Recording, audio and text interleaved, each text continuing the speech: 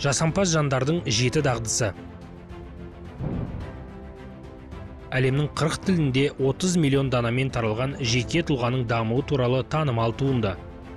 Стивен Ковидің бұл еңбегі 70-тен аса елде 13 рет қайта басылып шыққан. Жетістікке жетудің әдістемесін ұсынған нөмір 1 әлемдік бестселлер.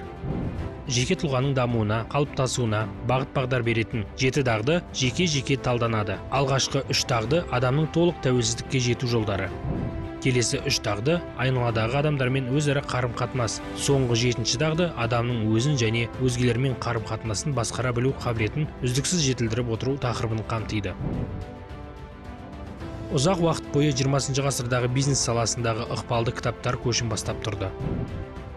Менеджмент бойынша іскерлік әдебиет тарихында үздік 10 еңбектің қатарына кірді.